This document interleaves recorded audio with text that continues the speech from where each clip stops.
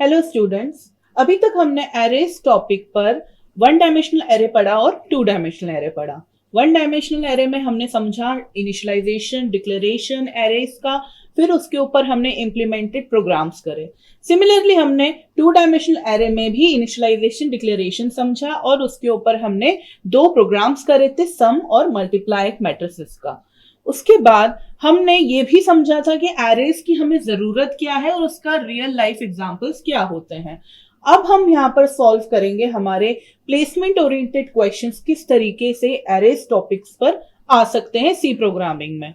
सबसे पहला क्वेश्चन है हमारे पास, what will be the output of this program. हमारे पास एक प्रोग्राम है जिसके अंदर हमारे पास एक एरे है ए जिसका साइज है 5, जिसे इनिशियल वैल्यू दी है 5, 1, 15, 20 एंड 25। उसके बाद हमारे पास तीन वेरिएबल्स हैं आई, जे एंड एम। इसके बाद हमने यहां पर जो हमारा आई की वैल्यू है उसे हमने इनिशियलाइज करा है plus plus A1, that means A का जो 1 इंडेक्स वैल्यू है। उसके बाद हमने यहां पर जे की वैल्यू में क्या करा है, हमने यहां पर ए आई प्लस प्लस करा है, that means post fix.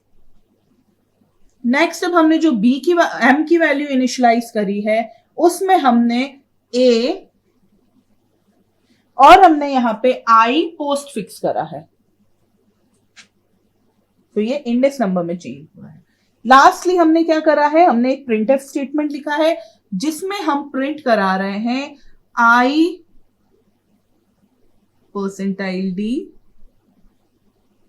Percentile D, percentile D.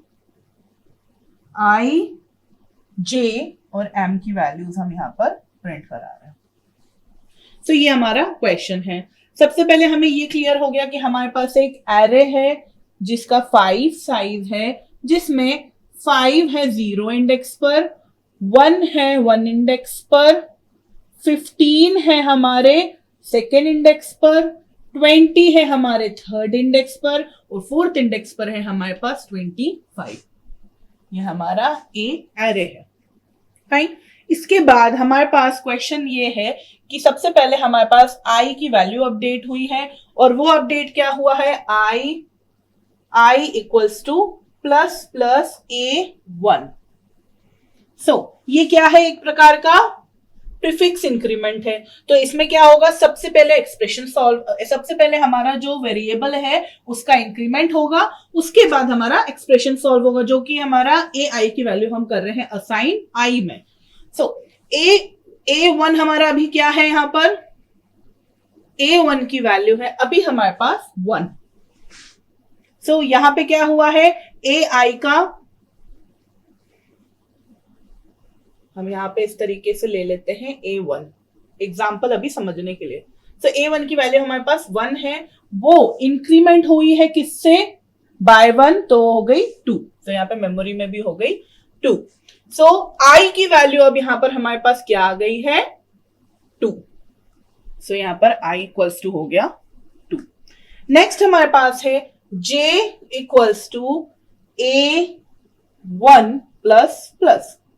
ये क्या है, पोस्ट फिक्स इंक्रीमेंट। तो सबसे पहले एरे का जो वैल्यू है एलिमेंट का वो J में सेव होगा, स्टोर होगा, असाइन होगा, उसके बाद A ऑफ I का हमारा इंक्रीमेंट होगा।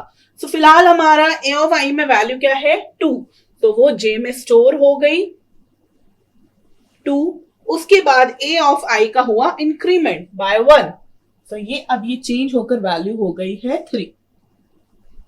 फाइन।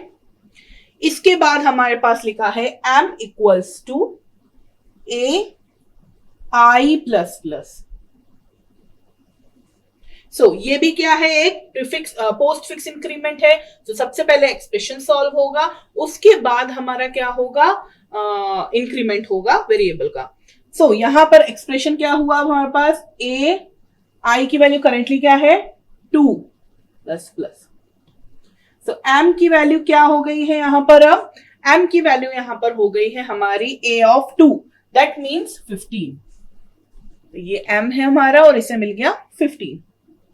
उसके बाद आई का हो गया इंक्रीमेंट, सो इंक्रीमेंट होकर वैल्यू हो गई यहां पर 3। सो अब मैं अगर इसे राउंड ऑफ आंसर समझूं तो क्या होगा, आई इक्वल्स टू प्रिंट हो रहा है हमारा 3, जे इक्वल्स टू प्रिंट हो रहा है 2, एम इक्वल्स टू प्रिंट हो रहा है 15। सो हमारा आंसर है ऑप्शन सी 3, 2 एंड 15।